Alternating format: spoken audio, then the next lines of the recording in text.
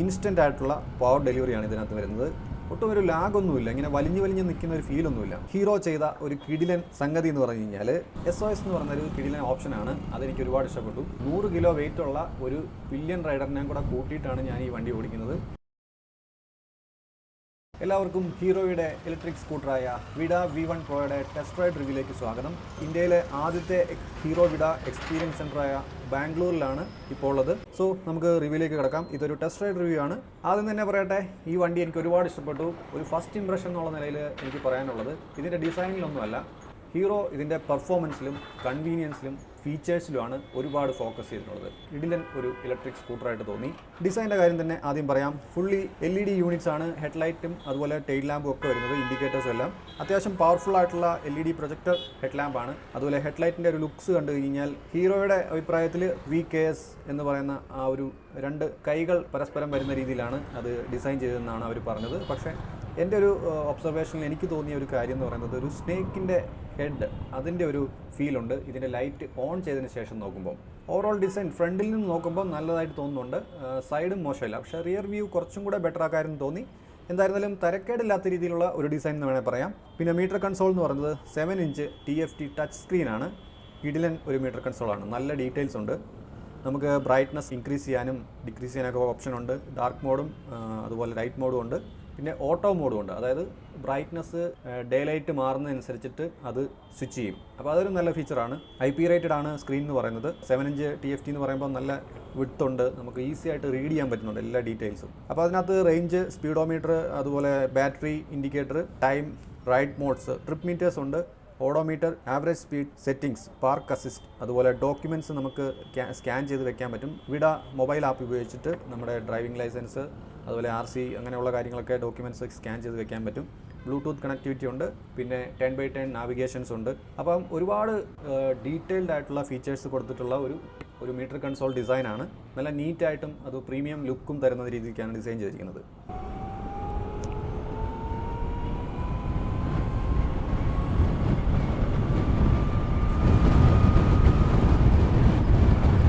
പിന്നെ സ്വിച്ചിൻ്റെ കാര്യം വന്നു കഴിഞ്ഞാൽ കീലെസ് സ്റ്റാർട്ട് ആൻഡ് സിസ്റ്റം ആണെന്ന് ഞാൻ പറഞ്ഞല്ലോ, കൺട്രോൾ സിസ്റ്റം.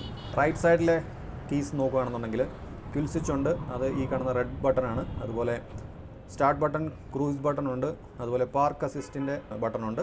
പിന്നെ SOS എന്ന് പറഞ്ഞ ഈ ഒരു ബട്ടൺ ഒന്ന് കവർ ചെയ്തിട്ടാണ് അത് വെച്ചിരിക്കുന്നത്. നമുക്കത് ജസ്റ്റ് അതിൻ്റെ ആ ഒരു കവർ ഓപ്പൺ ചെയ്തിട്ട് ആക്സസ് ചെയ്യാൻ പറ്റുന്ന രീതിക്കാണ്. അതായത് നമുക്ക് എപ്പോഴും ആവശ്യമില്ല. SOS എന്ന് പറയുന്നൊരു കിടിലൻ ഓപ്ഷനാണ്. അതെനിക്ക് ഒരുപാട് ഇഷ്ടപ്പെട്ടു. സപ്പോസ് നമ്മളിപ്പോൾ റൈഡ് ചെയ്യുന്ന സമയത്ത് വല്ല ആക്സിഡൻറ്റോ ക്രാഷോ ഒക്കെ ഉണ്ടാകുകയാണെങ്കിൽ, അല്ലെങ്കിൽ ഒന്ന് വീണാലോ ഒക്കെ, അങ്ങനെ ഒരു സംഗതി വന്നു കഴിഞ്ഞാൽ സെറ്റ് ചെയ്ത് വെച്ചിരിക്കുന്ന 3 മൊബൈൽ നമ്പേഴ്സിലേക്ക് 10 സെക്കൻഡ്സിനുള്ളിൽ, അതായത് ആക്സിഡൻറ്റ് ഉണ്ടായ ലൊക്കേഷൻ അടക്കം അവർക്ക് ഡീറ്റെയിൽ മെസ്സേജ് പോകും. അപ്പോൾ അതൊരു നല്ല ഫീച്ചറാണ്. ഇനി ഇൻ കേസ് അത് നമുക്ക് വേണ്ട, സപ്പോസ് അറിയാതെ നമ്മളത് പ്രസ് ചെയ്തെങ്കിൽ ഡീആക്ടിവേറ്റ് ചെയ്യാൻ പറ്റുന്നതാണ്. അപ്പം അത്രയൊക്കെയാണ് റൈറ്റ് സൈഡിലെ സ്വിച്ചിൻ്റെ കാര്യം പറഞ്ഞാൽ. സെൻട്രലിൽ വന്നിരിക്കുന്നതെന്ന് പറഞ്ഞാൽ മോട്ടോർ ഓൺ ചെയ്യാനുള്ളതും അതുപോലെ ബൂട്ട് സ്പേസ് ഓപ്പൺ ചെയ്യാനുള്ളതും. മോട്ടോർ സ്റ്റാർട്ട് ചെയ്യാനായിട്ട് സിംഗിൾ ടച്ച് മതി. ലോങ് പ്രസ് ചെയ്ത് കഴിഞ്ഞാൽ അത് ഓഫ് ആക്കാം. പിന്നെ ലെഫ്റ്റ് സൈഡിൽ വരികയാണെന്നുണ്ടെങ്കിൽ ഹൈ ബീം, ലോ ബീം, അതുപോലെ പാസ് സ്വിച്ച്, പിന്നെ ടഗ്ലിംഗ് ബട്ടൺസ് ഉണ്ട്, ഹസാർഡ് സ്വിച്ച് ഉണ്ട്, ഇൻഡിക്കേറ്റർ, ഓൺ, ഇത്രയും കാര്യങ്ങളാണ് ഉള്ളത്. പിന്നെ USB ഒരു പോർട്ടുണ്ട്. പിന്നെയുള്ള കാര്യം എന്ന് പറയുന്നത് പെർഫോമൻസ്. ഒന്നും പറയാനില്ല, സൂപ്പർ പെർഫോമൻസ് ആണ്. നല്ല പവർഫുൾ ആയിട്ടുള്ളൊരു മെഷീനാണ്. 4 റൈഡിംഗ് മോഡ്സ് ഉണ്ടെന്ന് ഞാൻ ഓൾറെഡി പറഞ്ഞു. ഈക്കോ, റൈഡ്, സ്പോർട്ട്, അതുപോലെ കസ്റ്റം. ലീനിയർ പവർ ഡെലിവറിയാണ് ഈക്കോ മോഡിൽ. പക്ഷേ ഹീറോ ചെയ്ത ഒരു കിടിലൻ സംഗതി എന്ന് പറഞ്ഞു കഴിഞ്ഞാൽ, സാധാരണ ഇലക്ട്രിക് സ്കൂട്ടറുകളിൽ ഈക്കോ മോഡിൽ ഓടിച്ചുകൊണ്ട് പോകുമ്പോൾ വളരെ ലൈറ്റായിട്ടുള്ള പവറൊക്കെ ഉണ്ടാവുള്ളൂ. പക്ഷേ നമുക്കിപ്പോൾ പെട്ടെന്നൊരു കയറ്റം വരുന്ന സമയത്ത് നമുക്ക് അടുത്തൊരു മോഡ് സ്വിച്ച് ചെയ്ത് ഇടേണ്ടി വരും. ഹീറോ വിഡയിൽ ചെയ്തിരിക്കുന്ന ഒരു സംഗതി എന്ന് പറഞ്ഞാൽ, നമ്മൾ ഈക്കോ മോഡിലാണെങ്കിൽ കൂടിയും പെട്ടെന്ന് നമുക്ക് സ്പീഡ് ഇൻക്രീസ് ചെയ്യണമെന്ന് പറഞ്ഞാൽ സഡൻ ആയിട്ടുള്ള ആക്സിലറേഷൻ കൊടുത്തു കഴിഞ്ഞാൽ ഓട്ടോമാറ്റിക്കലി സ്പോർട്ട് മോഡ് അങ്ങനെയുള്ള ഹയർ മോഡിലേക്ക് സ്വിച്ച് ആകും. അതൊരു സൂപ്പർ ഫീച്ചറാണ്. നമുക്ക് പ്രത്യേകിച്ച് ബട്ടൺ മാറ്റേണ്ട ആവശ്യമില്ല. മോഡ്സ് ഇൻസ്റ്റൻ്റ് ആയിട്ടുള്ള പവർ ഡെലിവറിയാണ് ഇതിനകത്ത് വരുന്നത്. പിന്നെ റൈഡ് മോഡിൻ്റെ കാര്യം പറയുകയാണെങ്കിൽ കുറച്ചും കൂടെ ബെറ്റർ പെർഫോമൻസ് ആണ് ഈക്കോ മോഡിനെ കമ്പയർ ചെയ്യുന്ന സമയത്ത്. ഇനിഷ്യൽ പുള്ളിങ് കുറച്ചുകൂടെ ഇൻക്രീസ് ചെയ്തിട്ടുണ്ട്. പിന്നെ സ്പോർട്ട് മോഡിലാണെങ്കിൽ നല്ല പുള്ളിങ്ങാണ്. അത് നമുക്ക് ഒരു സിറ്റി റൈഡിൽ സ്പോർട്ട് മോഡിൻ്റെ ആവശ്യമുണ്ടെന്ന് തോന്നുന്നില്ല. ഈക്കോ മോഡ് ധാരാളമാണ് സിറ്റി റൈഡിൽ. നമുക്ക് ഈസി ആയിട്ടൊരു 60 km/h ഒക്കെ ഈസി ആയിട്ട് ഓടിക്കാൻ പറ്റുന്നുണ്ട്. പിന്നെ ഇതിൻ്റെ ടോപ്പ് സ്പീഡ് എന്ന് പറയുന്നത് 80 km/h ആണ്. ഇതിൻ്റെ പുള്ളിങ് ഭീകരമായിട്ട് തോന്നി. ഒരു നോർമൽ ഇലക്ട്രിക് സ്കൂട്ടർ ഓടിക്കുന്ന പോലെയല്ല, ഒരു പെട്രോൾ എഞ്ചിൻ സ്കൂട്ടർ വർക്ക് ചെയ്യുന്ന അതേ ഒരു എഫക്റ്റാണ്, അതേ ഒരു ഫീലിങ്സാണ് ഈ വണ്ടി ഓടിക്കുന്ന സമയത്ത് നമുക്ക് കിട്ടുന്നത്. 0 to 40 എന്ന് പറയുന്നത് 3.2 സെക്കൻഡ്സിൽ റീച്ച് ആകും. നല്ല പുള്ളിങ് ആണ്. ഒട്ടും ഒരു ലാഗൊന്നുമില്ല, ഇങ്ങനെ വലിഞ്ഞ് നിൽക്കുന്ന ഒരു ഫീലൊന്നുമില്ല. 100 കിലോ വെയിറ്റ് ഉള്ള ഒരു പില്യൺ റൈഡറിനെ കൂടെ കൂട്ടിയിട്ടാണ് ഞാൻ ഈ വണ്ടി ഓടിക്കുന്നത്. സോ എൻ്റെ കൂടെ വെയിറ്റ് കമ്പയർ ചെയ്യുന്ന സമയത്ത് 160 കിലോ വരുന്നുണ്ട്. അപ്പം എനിക്ക് ഈസി ആയിട്ട് ചെറിയ ഹംസൊക്കെ എടുക്കാനും അതുപോലെ ഈസി ആയിട്ട് വണ്ടി മൂവ് ചെയ്യാനായിട്ട് പറ്റുന്നുണ്ട്. 25 Nm ടോർക്കാണ് ഇതിനകത്ത് പ്രൊഡ്യൂസ് ചെയ്യുന്നത്. മോട്ടോറിൻ്റെ പവർ എന്ന് പറയുന്നത് 6 കിലോ വാട്ടാണ്. കണ്ടിന്യൂസ് പവർ നോക്കുകയാണെങ്കിൽ 3.9 കിലോ വാട്ടാണ് വരുന്നത്. മോട്ടറിന് ഒരു പ്രത്യേകതയുണ്ട്, ഇത് ഹബ് മോട്ടർ അല്ല, ബെൽറ്റ് ഡ്രൈവും അല്ല, PMSM എന്ന് പറയുന്ന മോട്ടോർ സിസ്റ്റമാണ്.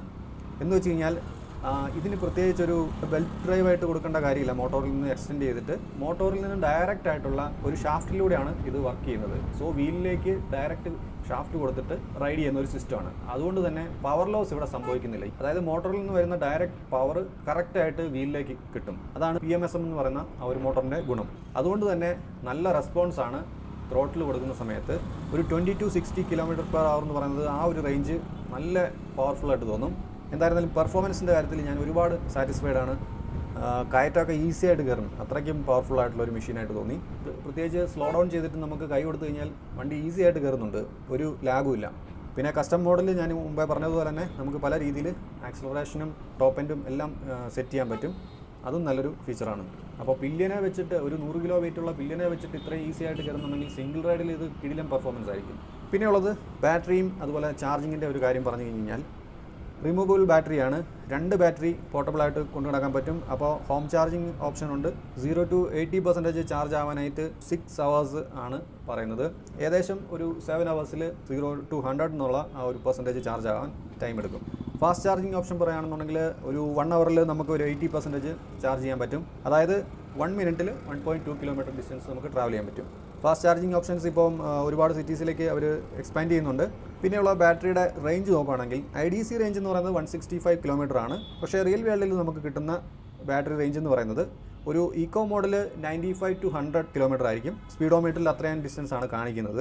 റൈഡ് മോഡൽ ഏകദേശം ഒരു 85, സ്പോർട്ട് മോഡൽ 75 കിലോമീറ്റർ ആണ് ഏകദേശം ബാറ്ററി റേഞ്ച് എന്ന് പറയുന്നത്. അത് സ്പീഡോമീറ്ററിലെ കണക്കനുസരിച്ചിട്ടാണ്. ഒരു പ്രോപ്പർ ടെസ്റ്റ് നടത്തിയാൽ മാത്രമേ ഉള്ളൂ ഒരു എക്സാക്റ്റ് ആയിട്ടുള്ള ഒരു ബാറ്ററി റേഞ്ച് എനിക്ക് പറയാൻ പറ്റുള്ളൂ. സ്റ്റിൽ ഈ ഒരു റേഞ്ച് തെറ്റില്ലാത്തൊരു റേഞ്ചാണ്. കാരണം ഒരുപാട് കുറവാണെന്ന് തോന്നേണ്ട കാര്യമില്ല. കാരണം ബാറ്ററി പോർട്ടബിൾ ആയതുകൊണ്ടും ഫാസ്റ്റ് ചാർജിങ് ഓപ്ഷൻസ് ഉള്ളതുകൊണ്ടും നമുക്ക് അത് അത്ര പ്രശ്നമില്ല സിറ്റിയിൽ റൈഡ് ചെയ്യാനായിട്ട്. ഇപ്പോൾ 3 സിറ്റീസിലാണ് ഫാസ്റ്റ് ചാർജിങ് ഓപ്ഷൻസ് ഉള്ളത്. ഫ്യൂച്ചറിൽ അവർ എക്സ്പാൻഡ് ചെയ്യുന്നതായിരിക്കും. ഹോം ചാർജിങ് ഓപ്ഷൻസ് ഉണ്ട്, പോർട്ടബിൾ ചാർജിങ് ഉണ്ട്, ഫാസ്റ്റ് ചാർജിങ്, അങ്ങനെ 3 ചാർജിങ് സെറ്റപ്പാണ് കൊടുത്തിരിക്കുന്നത്. ഇതിനകത്തെ ബാറ്ററി എന്ന് പറയുന്നത് പോർട്ടബിൾ ആയിട്ടുള്ളത് കൊണ്ട് തന്നെ ഒരു ബാറ്ററിക്ക് 1.97 കിലോ വാട്ടാണ്. അതുപോലെ 2 ബാറ്ററിയും കൂടെ വരുമ്പം 3.94 കിലോ വാട്ടാണ് വരുന്നത്. ഏകദേശം 11 കിലോ ആണ് ഒരു ബാറ്ററിയുടെ വെയിറ്റ് വരുന്നത്. അപ്പം ഞാനത് എടുത്ത് നോക്കിയിട്ട് അത്രത്തോളം ഹെവി ആയിട്ട് എനിക്ക് തോന്നുന്നില്ല. നമുക്ക് അത്യാവശ്യം ക്യാരി ചെയ്യാൻ പറ്റുന്ന രീതിക്ക് തന്നെയാണ്.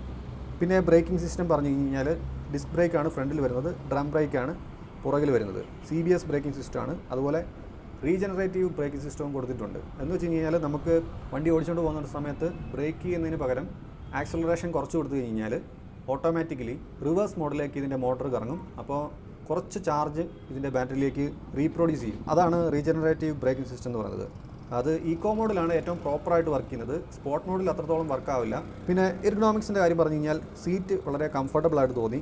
അത്യാവശ്യം സ്പേഷ്യസ് ആയിട്ടുള്ള സീറ്റാണ്. സീറ്റ് ഹൈറ്റ് എന്ന് പറയുന്നത് ലോ സെറ്റാണ്. ലേഡീസിനൊക്കെ ഈസി ആയിട്ട് ആക്സസ് ചെയ്യാൻ പറ്റും. അങ്ങനത്തെ ഒരു സീറ്റ് ഹൈറ്റാണ് കൊടുത്തിരിക്കുന്നത്. 780 mm ആണ് സീറ്റ് ഹൈറ്റ് എന്ന് പറയുന്നത്. ഈസി ആയിട്ട് നമുക്ക് നിലത്ത് കാൽ കുത്താൻ പറ്റും. ലെഗ് റൂമൊക്കെ നല്ല രീതിക്ക് ഉണ്ട് കേട്ടോ, അത് എടുത്തു പറയേണ്ട ഒരു കാര്യമാണ്. റിലാക്സ്ഡ് ആയിട്ടുള്ള ഒരു റൈഡിംഗ് പോസ്റ്ററാണ്. പില്യൻ സീറ്റും അത്യാവശ്യം കംഫർട്ടബിൾ ആയിട്ട് തോന്നി. അതുപോലെ തന്നെ ഇൻ്റഗ്രേറ്റ് ചെയ്തിട്ടുള്ള നല്ലൊരു ഗ്രാബ് റെയിൽ കൊടുത്തിട്ടുണ്ട്, സ്ട്രോങ് ആണ്. പിന്നെ സസ്പെൻഷൻ്റെ കാര്യം പറഞ്ഞു കഴിഞ്ഞാൽ ടെലിസ്കോപ്പിംഗ് ആണ് ഫ്രണ്ടിൽ വരുന്നത്. മീഡിയം സോഫ്റ്റ് ആയിട്ടുള്ള ഒരു ഫീഡ്ബാക്ക് ആണ് ഫ്രണ്ടിലെ സസ്പെൻഷനിൽ നിന്ന് കിട്ടുന്നത്. റിയറിലെ ഒരു മീഡിയം സ്റ്റിഫ്നെസ് ഉള്ള സസ്പെൻഷൻസ് ആണ്. അത്യാവശ്യം ഗട്ടറൊക്കെ അബ്സോർബ് ചെയ്യാൻ പറ്റുന്നുണ്ട്. ഒരു സിറ്റി റൈഡ് ഫോക്കസ് ചെയ്തിട്ടുള്ള സസ്പെൻഷൻ സെറ്റപ്പാണ് ഈ ഒരു വിഡ V1 Proയിൽ കൊടുത്തിരിക്കുന്നത്. പിന്നെ ഹാൻഡ്ലിങ്ങിൻ്റെ കാര്യം പറയാം. ഹാൻഡ്ലിംഗ് വളരെ ഈസിയാണ്, വളരെ ലൈറ്റ് വെയിറ്റ് ആയിട്ട് ഫീൽ ചെയ്യും. 125 kg ആണ് ഈ വണ്ടിയുടെ വെയിറ്റ് എന്ന് പറയുന്നത്. പക്ഷേ ഒട്ടും നമുക്ക് ഓടിക്കുന്ന സമയത്ത് വെയിറ്റ് ഫീൽ ചെയ്യുന്നില്ല. മെയിൻ വെയിറ്റ് ഉള്ള പാർട്ടുകളെല്ലാം ഏറ്റവും വണ്ടിയുടെ താഴെ ഭാഗത്തായിട്ടാണ് സെറ്റ് ചെയ്തിരിക്കുന്നത്. ബാറ്ററി ആണെങ്കിലും മോട്ടർ ആണെങ്കിലും ഒക്കെ താഴെ ഭാഗത്തായിട്ടാണ് സെറ്റ് ചെയ്തിരിക്കുന്നത്. അതുകൊണ്ട് തന്നെ നമുക്ക് സെൻറ്റർ ഓഫ് ഗ്രാവിറ്റി നല്ല രീതിക്ക് കിട്ടുന്നുണ്ട്. ഈസി ആയിട്ട് കൊണ്ടു നടക്കാൻ പറ്റും. വളരെ ലൈറ്റ് വെയിറ്റ് ആയിട്ട് ഫീൽ ചെയ്യും. പ്രത്യേകിച്ച് ലേഡീസിനൊക്കെ അത് വളരെ യൂസ്ഫുൾ ആയിട്ടുള്ളൊരു കാര്യമാണ്. പിന്നെ ഗ്രൗണ്ട് ക്ലിയറൻസ് എന്ന് പറയുന്നത് 155 mm ആണ്. അത് അത്ര തെറ്റില്ലാത്തൊരു ഗ്രൗണ്ട് ക്ലിയറൻസ് ആണ്. കാരണം ഇതിൻ്റെ വീൽ ബേസ് ഒരുപാട് നീളമൊന്നുമില്ല. അതുകൊണ്ട് തന്നെ അത്ര പ്രശ്നമൊന്നുമില്ല. ഹമ്പൊക്കെ എടുക്കുന്ന സമയത്ത് കുഴപ്പമില്ലാത്ത രീതിയിലാണ് എനിക്ക് കൊണ്ടുനടക്കാൻ പറ്റിയത്. 12 ഇഞ്ച് വീൽ സൈസാണ് വന്നിരിക്കുന്നത് ഫ്രണ്ടിലും ബാക്കിലും. ടയേഴ്സ് എന്ന് പറയുന്നത് ട്യൂബ്ലെസ് ആണ് MRFൻ്റെ. സിറ്റി റൈഡിൽ ഒരു മിനിമം 12 ഇഞ്ച് വീൽസ് ആണ് വേണ്ടിയത്. അതുകൊണ്ട് തന്നെ ഇത് അത്യാവശ്യം കംഫർട്ടബിളായിട്ട് തോന്നി. സ്റ്റെബിലിറ്റിയുടെ കാര്യം പറഞ്ഞു കഴിഞ്ഞാൽ നല്ല കോൺഫിഡൻ്റ് ആയിട്ട് ഓടിക്കാൻ പറ്റിയിട്ടുണ്ട്. നല്ല സ്റ്റേബിളാണ് വണ്ടി. ഈവൻ പില്യൻ റൈഡറിനെ വെച്ചിട്ട് ഓടിച്ചിട്ടും വളരെ സേഫായിട്ട് ഓടിക്കാൻ പറ്റി. പിന്നെ റിവേഴ്സ് മോഡ് എന്ന് പറയുന്നത് നമുക്ക് പാർക്ക് മോഡ് ഓൺ ചെയ്ത് കഴിഞ്ഞാൽ ഫ്രണ്ടിലേക്കും ബാക്കിലേക്കും 3 km/h പോകാൻ പറ്റും. അത് റിവേഴ്സ് പോകണമെന്നുണ്ടെങ്കിൽ ആക്സിലറേറ്റർ മുന്നോട്ട് റിവേഴ്സ് മോഡിലേക്ക് കൊടുത്തു കഴിഞ്ഞാൽ റിവേഴ്സ് മോഡ് വർക്കാവും. നമുക്ക് പാർക്ക് ചെയ്യുന്ന സമയത്തും അല്ലെങ്കിൽ കയറ്റമുള്ള സമയത്ത് പുറകോട്ട് വണ്ടി മൂവ് ചെയ്യിക്കണമെങ്കിൽ ഈസി ആയിട്ട് ഈ മോഡ് യൂസ് ചെയ്യാൻ പറ്റും. പിന്നെ ബിൽഡ് ക്വാളിറ്റിയുടെ കാര്യം പറയാം. ബിൽഡ് ക്വാളിറ്റി എന്ന് പറയുന്നത് പെയിൻറ്റ് ക്വാളിറ്റി മോശമില്ല, പക്ഷേ വെൽഡിംഗ് ക്വാളിറ്റിയൊക്കെ കുറച്ചും കൂടെ ഇമ്പ്രൂവ് ചെയ്താൽ കൊള്ളാമെന്ന് തോന്നി. പ്ലാസ്റ്റിക് ക്വാളിറ്റിയും വലിയ തെറ്റില്ല എന്ന് പറയാം. പിന്നെ എനിക്ക് നല്ലൊരു പ്രീമിയം ഫിറ്റ് ആൻഡ് ഫിനിഷ് തോന്നിയ പാർട്ട് എന്ന് പറയുന്നത് ഇതിൻ്റെ മീറ്റർ കൺസോളും അതുപോലെ ഹെഡ്ലൈറ്റ് യൂണിറ്റും സ്വിച്ച് ഗിയേഴ്സും ആണ്. അപ്പോൾ അത്രയും കാര്യങ്ങൾ നല്ല പ്രീമിയം ഒരു ഫീൽ തരുന്നുണ്ട്. അടുത്തത് പ്രൈസിങ്ങിൻ്റെ കാര്യത്തിൽ എക്സ് ഷോറൂം പ്രൈസ് 1.59 ആണ് ബാംഗ്ലൂരിൽ വരുന്നത്. സബ്സിഡി ഉണ്ട്. അത് കേരളത്തിലേക്ക് വരുമ്പോൾ കുറച്ചുകൂടെ കുറയും. പക്ഷേ ഒരു 1.5 lakhs പ്രതീക്ഷിക്കാം ഈ ഒരു സ്കൂട്ടറിൻ്റെ എക്സ് ഷോറൂം പ്രൈസ് എന്ന് പറയുന്നത്. പിന്നെ ടാക്സും ഇൻഷുറൻസും രജിസ്ട്രേഷൻ ഫീ ഒക്കെ അഡീഷണൽ വരുന്നുണ്ട്. അപ്പോൾ ഏകദേശം 1.5 lakhs പ്രതീക്ഷിക്കാം കേരളത്തിലെ റേറ്റ് എന്ന് പറയുന്നത്. കേരളത്തിൽ ലോഞ്ച് ആയിട്ടില്ല. ഈ ഫ്യൂച്ചറിൽ വരുന്ന സമയത്തുള്ള ഒരു എക്സ്പെക്റ്റഡ് പ്രൈസാണ് ഞാൻ പറയുന്നത്. പ്രൈസിങ് കുറച്ചും കൂടെ അഗ്രസീവ് ആക്കാമായിരുന്നു തോന്നി. കാരണം ഇത് ഇത്തിരി പ്രൈസ് കൂടിയ പോലെയാണ് എനിക്ക് ഫീൽ ചെയ്തത്. പ്രൈസിങ്ങിൻ്റെ കാര്യം നിങ്ങളുടെ അഭിപ്രായം കമൻറ്റ് ചെയ്യുക. അതുപോലെ വാറണ്ടി പീരീഡിൻ്റെ കാര്യം പറഞ്ഞു കഴിഞ്ഞാൽ 5 year വാറണ്ടിയാണ്, അല്ലെങ്കിൽ 50,000 km ആണ്. അത് വെഹിക്കിൾ വാറണ്ടിയാണ്. ബാറ്ററി വാറണ്ടി എന്ന് പറയുന്നത് 3 years അല്ലെങ്കിൽ 30,000 km ആണ്. പിന്നെ ഒരു ഫൈനൽ വെർഡിക്റ്റ് ആയിട്ട് പറയാം. എങ്കിലും ഇതൊരു ടെസ്റ്റ് റൈഡ് ആയതുകൊണ്ട് ഒരു ഡീറ്റെയിൽ ഫൈനൽ വെർഡിക്റ്റ് എനിക്കിപ്പോൾ പറയാൻ പറ്റില്ല. സ്റ്റിൽ ഞാൻ അതിൻ്റെ ഒരു ചെറിയൊരു ചുരുക്കം പറയാം. ഹീറോ എന്ന് പറയുന്ന ഒരു കമ്പനി ഒരുപാട് എഫേർട്ട് ഈ വണ്ടിയിൽ ഇട്ടിട്ടുണ്ടെന്നുള്ളത് തീർച്ചയായിട്ടും നിങ്ങൾക്ക് മനസ്സിലാവും. ഒരുപാട് ഫീച്ചേഴ്സ് കൊടുത്തിട്ടുണ്ട്. അതുപോലെ തന്നെ ലോട്ട് ഓഫ് തോട്ട് പ്രോസസ്സ് ഇതിൻ്റെ ബിഹൈൻഡിൽ അവർ പ്രവർത്തിച്ചിട്ടുണ്ടെന്നുള്ളത് ഈസി ആയിട്ട് നമുക്ക് മനസ്സിലാക്കാൻ പറ്റും. ഏകദേശം 4 വർഷം R&D നടത്തിയിട്ടാണ് ഈ ഒരു വണ്ടി ലോഞ്ച് ചെയ്തിട്ടുള്ളത്. ഏകദേശം 1000-ഓളം സ്കൂട്ടേഴ്സും അവർ ടെസ്റ്റ് ചെയ്തിട്ടുണ്ട്. 2 ലക്ഷം കിലോമീറ്ററിനടുത്ത് അത് ടെസ്റ്റിംഗ് ടീംസ് ടെസ്റ്റ് ചെയ്തിട്ടുണ്ടെന്നാണ് അറിയാൻ കഴിഞ്ഞത്. ഇതിൻ്റെ ഒരു പ്രാക്ടിക്കൽ സൈഡും കൺവീനിയൻസും ഫീച്ചേഴ്സും അത് നമുക്ക് ശരിക്കും ഫീൽ ചെയ്യും. അങ്ങനെ നോക്കുമ്പോൾ നല്ലൊരു വണ്ടിയാണ്. പിന്നെ പ്രൈസിങ് കുറച്ചും കൂടെ അഫോർഡബിൾ ആക്കാമായിരുന്നു എന്നുള്ള ഒരു അഭിപ്രായം എനിക്കുണ്ട്. ഓവറോൾ ഈ ഒരു വണ്ടി എന്ന് പറയുന്നത് എനിക്ക് ഒരുപാട് ഇഷ്ടപ്പെട്ടു. ഞാൻ ഒരുപാട് സാറ്റിസ്ഫൈഡ് ആണ്. പെർഫോമൻസിൻ്റെ കാര്യത്തിലും ഫീച്ചേഴ്സിൻ്റെ കാര്യത്തിലും നല്ലൊരു വണ്ടിയായിട്ട് എനിക്ക് ഫീൽ ചെയ്തു. ഇനി എന്തെങ്കിലും ഡൗട്ട്സ് ഉണ്ടെന്നുണ്ടെങ്കിൽ നിങ്ങൾക്ക് കമൻറ്റ് ചെയ്യാം. ഞാൻ പറ്റാവുന്നതാണെന്നുണ്ടെങ്കിൽ തീർച്ചയായിട്ടും റിപ്ലൈ ചെയ്യുന്നതായിരിക്കും. അപ്പം പറ്റാവുന്നിടത്തോളം നിങ്ങളുടെ ഫ്രണ്ട്സിനൊക്കെ ഈ വീഡിയോ ഷെയർ ചെയ്ത് കൊടുക്കുക. അപ്പോൾ ഈ ഒരു വീഡിയോ നിങ്ങൾക്ക് ഇഷ്ടപ്പെട്ടെന്ന് വിചാരിക്കുന്നു. വീഡിയോ ഇഷ്ടപ്പെട്ടെങ്കിൽ കട്ട സപ്പോർട്ട് പ്രതീക്ഷിക്കുന്നു. ഞെക്കി പൊട്ടിക്കാനുള്ള എല്ലാ ബട്ടൺസും വീഡിയോയുടെ താഴെ അവിടെ ഇവിടെയൊക്കെ ആയിട്ടുണ്ട്. അത് നിങ്ങളുടെ ഒരു ഇംഗിതം പോലെ ചെയ്തേക്കാം. അപ്പോൾ അടുത്തൊരു വീഡിയോയുമായി വരുന്നതുവരെ ടേക്ക് കെയർ. ബൈ.